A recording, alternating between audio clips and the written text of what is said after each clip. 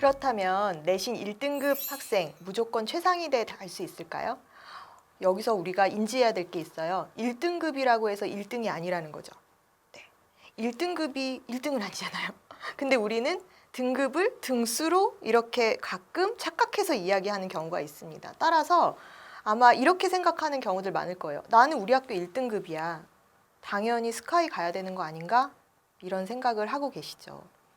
막상 이제 나중에 원서를 넣고 보면 1.0등급에서도 탈락하는 결과가 나옵니다.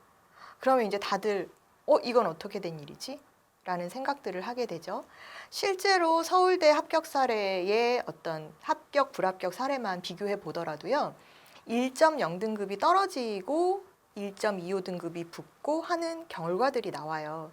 그러면 이렇게 결정될 수 있었던 변수는 과연 무엇이었을지 우리가 생각을 해봐야 되는데 전형마다 처음으로 고려할 수 있는 것은 일단 1단계 통과가 되고 마는 것은 서류의 충실성이죠. 서류가 완벽했느냐, 완벽하지 않았느냐. 그렇지만 이 완벽성이라는 건 사실은 어느 정도 주관적인 것들이 포함돼요. 주관적인 것이라는 것은 그 학교의 기준, 그 학교에서 평가하는 방식 등등이죠. 어느 학교나 학생부 종합전형의 평가 기준은 일단 학업 역량, 그렇죠? 학업 역량, 전공 적합성, 그 다음에 여러 가지 비교과 활동으로 보여지는 자기주도성, 이런 인성, 이런 영역들이 될 거예요. 요강을 보면 그 학교마다 좀 우선시해서 보는 것들이 있습니다. 즉 이런 요소들이 어떤 순서로 배치되어 있는지를 보시면 될 것 같은데요. 어떤 학교는 인성이 맨 앞에 나와 있는 경우도 있고 어떤 학교는 이제 지적 성취도, 학업 역량이 제일 앞에 나와 있는 경우도 있고 어떤 학교는 전공 적합성이 제일 선두에 나와 있는 경우도 있죠. 그래서 여러분들이 이런 요강을 분석하시면서 감을 좀 잡아보시면 될 것 같아요. 1등급인데도 탈락하는 케이스는 첫 번째로는 이제 서류였고요. 그러면 1단계 2배수에서 어쨌든 통과가 되었다라고 봅시다. 그러면 2단계에서의 변수가 뭐가 있을까요? 전형마다 수능 최저 기준이 있는 전형이 있고 없는 전형이 있어요.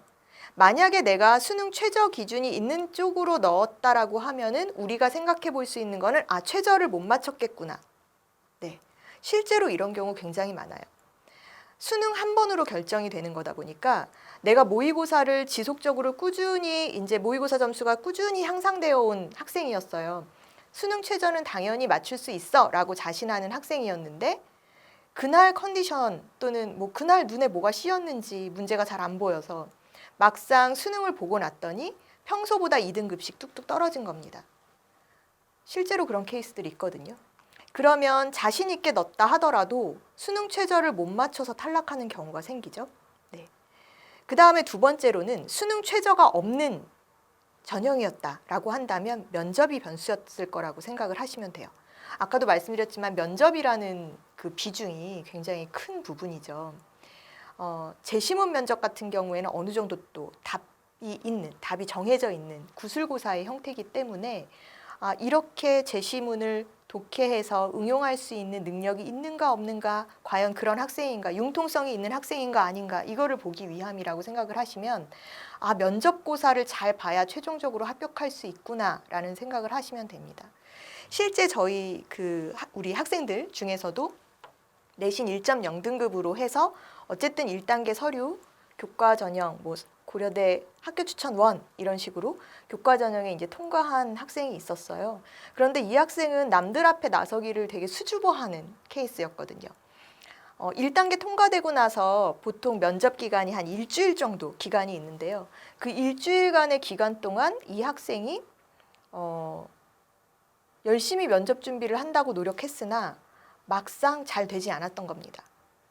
다양한 융합제시문을 분석하는 것도 연습이 잘 안 되어 있었고 그 다음에 거기서 뽑아낸 내용을 가지고 조리 있게 답변한다라는 것 자체가 일단 표정이 딱딱하게 굳어져 있었고 그 다음에 말을 했을 때 말이 잘 안 나오고 그래서 제가 물어봤어요. 무슨 문제 있어? 라고 물어봤죠. 그랬더니 이 학생이 하는 얘기가 선생님 순간 머릿속이 하얘서 이 제시문 자체가 눈에 안 들어와요. 시험의 긴장감도 가지고 있는 학생이었던 거예요. 그래서 결과적으로는 사실은 1단계 서류 통과, 좋은 내신으로 서류 통과가 됐었다 하더라도 2단계 면접 준비가 잘 안 되어서 불합격하는 케이스도 있는 것이죠. 따라서 이제 여러분들이 이런 다양한 학생부 또는 서류 외에 다양한 변수들을 고려하신다면 준비해야 될 게 단계별로 많구나라고 생각을 하시면 될 것 같습니다. 서울대, 고려대, 연세대의 수시 전형은요, 교과 전형하고 이제 수시 학생부 종합 전형으로 크게 나뉘는데, 교과 전형이 있는 경우는 사실 고려대 하나예요. 연세대의 면접형 그거는 교과 전형 아니에요? 이렇게 생각하실 수 있는데, 엄밀히 말하면 정량적인 교과 내신이 일부 반영되는 학생부 종합 평가라고 보시면 되고요. 서울대 일반 전형이나 지역 인재 추천 전형 같은 경우에도 엄밀히 말하면 학생부 종합 평가 방식으로 진행되는 학종입니다. 따라서 나는 서울대, 고려대, 연세대 가려고 어쨌든 1등급을 유지하기 위해서 다른 학교 비교과 프로그램 하나도 열심히, 어쨌든 두 개 다 하긴 힘드니까요. 열심히 좀 참여를 못했지만 어쨌든 내신을 1.0등급을 그동안 만들어 왔어 라는 학생의 경우에는 지금 굉장히 난감해질 수도 있어요. 어쨌든 서울대를 넣으려면 학종이고요. 고려대도 학교 추천 원 전형을 빼놓고는 학종이고, 연세대도 학생부 종합 전형이고, 그러면 나는 3학년까지 지금 동안 뭘 한 거지? 라는 생각을 할 수 있겠죠. 교과 전형이 유리할 겁니다, 이 학생은. 그런데 교과 전형에 있는 학교 중에 가장 최상의 학교는 고려대, 그 다음에 한양대, 그 다음에 중앙대, 이런 식으로 생각을 하시면 되기 때문에 스카이를 목표로 한다라고 한다면 학생부 종합 전형을 준비했어야 되는구나 라는 후회를 하게 되시겠죠. 물론 자기소개서로 보완할 수 있나요? 할 수는 있는데요. 기본적인 학생부 활동 역량이 많이 보여지지 않는다라면 사실 한계는 있어요. 네. 그렇기 때문에 나는 최상위권 대학을 지원하고 싶고 성적이 좋은 편이야.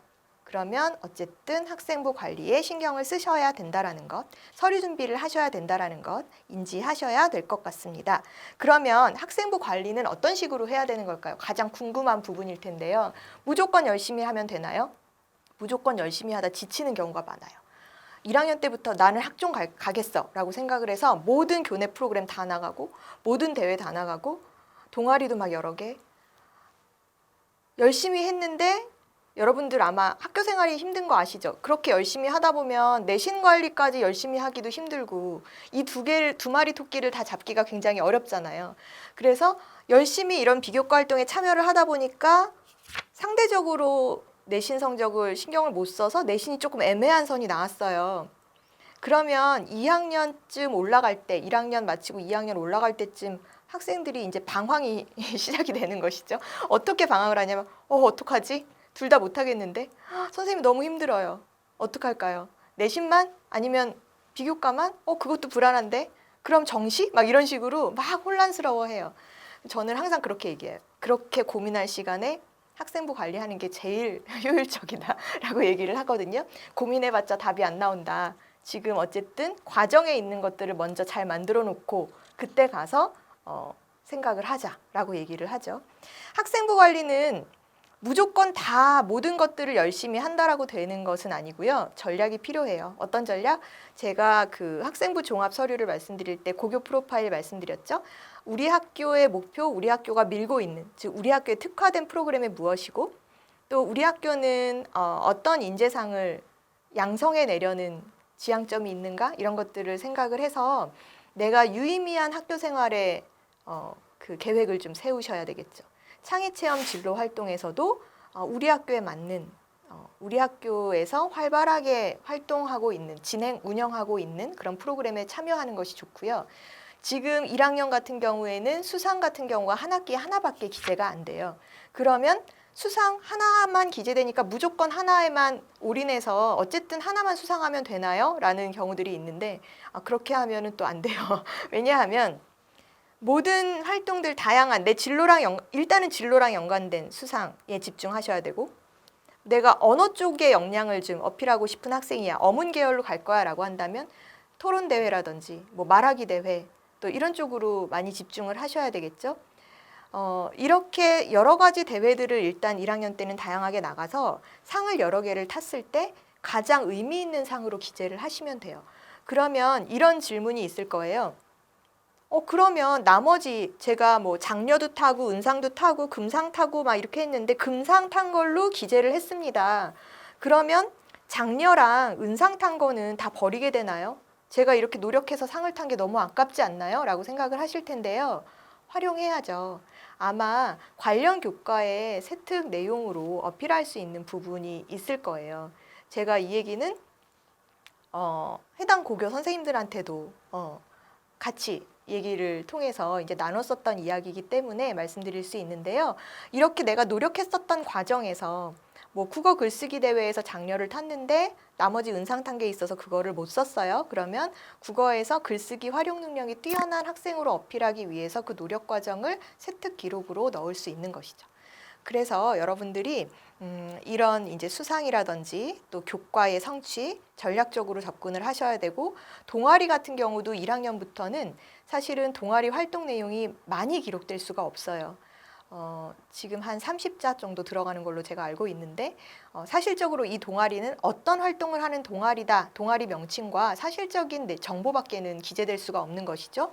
그렇기 때문에 동아리에서 탐구했었던 수행 주제라든지 탐구 주제, 논문, 뭐 소논문이라고 하면 좀 그렇지만 탐구 보고서라는 명칭으로 요즘 많이 불리죠. 탐구 보고서 주제라든지 하는 것들은 내 교과에서 배운 어떤 지적 호기심을 조금 더 확장해서 심화시킨 연구 과정으로 어필을 할 수가 있습니다. 그래서 활발하게 활동을 해주시는 게 좋고요. 그 다음에 또 하나 말씀드리고 싶은 것은요. 교과 사업 성취가 내 진로랑 조금 연계성이 있어야 된다라는 겁니다. 즉, 내가 만약에 경제학과를 가겠다라고 하는 학생은 수학 성적이 좋아야 되는 것이죠. 그래서 일단 내가 진로로 목표로 하고 있는 그 학과랑 연계된 교과 성적 성취가 좋아야 학생부 종합평가에서 어느 정도 좀 유의미한 결과를 낼 수 있고요. 그리고 학기별로 성적이 관리돼서 향상되는 모습을 보여주는 것들도 의미가 있어요. 물론 절대적이지는 않습니다. 그러면 무조건 성적 성취되고 학기별로 성적이 떨어지면 불리한가요?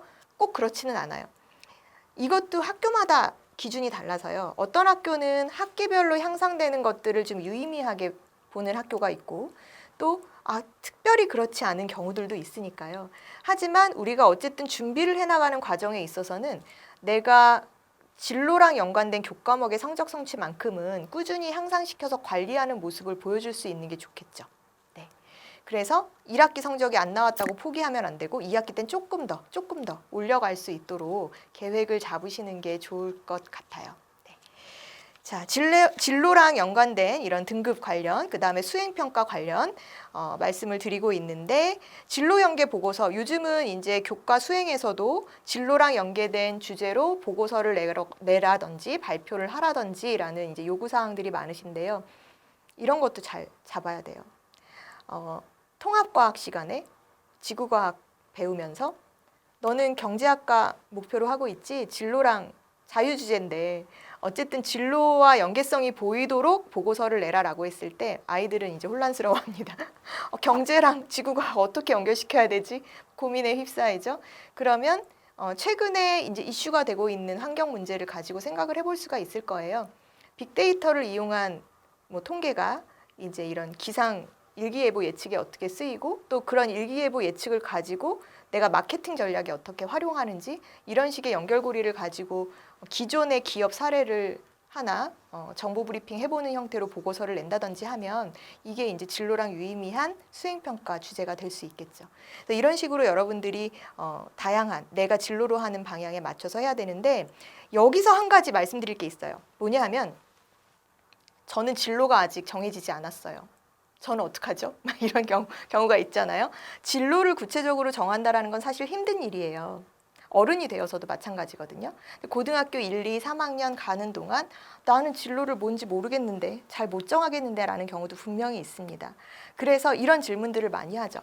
학생부의 진로 희망을 1학년, 2학년, 3학년 때 이런 직업군을 정해놨는데, 그러면 제가 막상 성적이 그 학과를 지원할 성적이 안 돼서 3학년 1학기 수시 지원할 때 제가 학생부에 기재된 진로 희망과 다른 계열이나 다른 학과로 지원하려고 합니다. 무조건 불리한가요? 라고 물어보시는 경우가 있는데, 그렇지 않아요. 네. 물론 이제 어느 정도 연결고리는 있어야 되죠. 아까 말씀드린 것처럼 경제학과로 돌렸는데 수학 점수가 막 낮아요. 그러면 사실은 유리할 수 없겠죠. 그래서 진로랑 연계된 교과목 성적 성취에서 조금 어느 정도 지원 방향을 좀 변경할 수 있다라고 하면 융통성 있게 변경될 수는 있습니다. 다만 이렇게 바뀌게 된 내가 이 분야로 바뀌게 된 사항을 정말 솔직담백하게 성적 때문에요라고 말할 수는 없잖아요. 그래서 이제 그 부분을 충분히 고민해 보고 자기소개서에 내가 이쪽 계열로 지원하게 된 동기를 밝혀주시면 될 것 같아요. 네. 그렇게 여러분들이 학생부 관리를 생각해 주시면 되고, 좋은 거는 어느 정도 계열성이 정해져 있는 게 가장 좋은데요. 내가 내가 특히 좋아하는 것, 그러니까 어떠한 외부적인 제재나 이런 게 없었을 때 내가 가장 즐겨 할 수 있는 과목, 내가 가장 좋아하는 분야, 이런 것들을 먼저 생각하시면 내가 어떤 부분에 호기심과 관심이 있는지 좀 구체화되실 수 있을 거예요. 물론 그리고 나서 이 관련 과목들의 성적 성취가 잘 나올 수 있는지도 살펴보셔야 될 겁니다. 이렇게 해서 진로 방향을 구체화시켜 놓고 거기에 맞는 전략, 학생부 관리 전략을 세우신다면 좀 학종에 유의미한 서류가 만들어지지 않을까 하는 생각입니다. 따라서 1학년 때부터 성적 관리, 또 1등급이라고 해서 무조건 합격할 수 없는 여러 가지 변수들을 내가 미리부터 어떻게 관리하느냐에 대한 부분 인지하시면 될 것 같고요. 따라서 이 1단계 서류 통과 후에 면접까지도 준비할 수 있도록, 면접을 준비하려면 심화 과목들은 공부를 잘 해두시는 게 좋겠죠.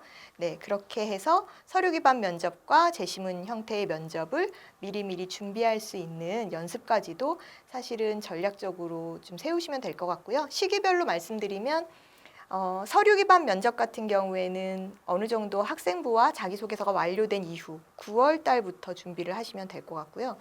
제시문 기반 면접을 봐야 되는 학생들 같은 경우에는 사실은 좀 미리부터 준비하시는 거를 권해드려요. 네, 그래서 3학년 1학기 올라오면서부터는 물론 바쁘겠지만 한 달에 한두 번 또는 주말을 이용해서 제시문 기반 면접을 꾸준히 틈틈이 대학별 기출문제를 가지고 먼저 연습하는 그런 노력이 필요하지 않을까 싶습니다.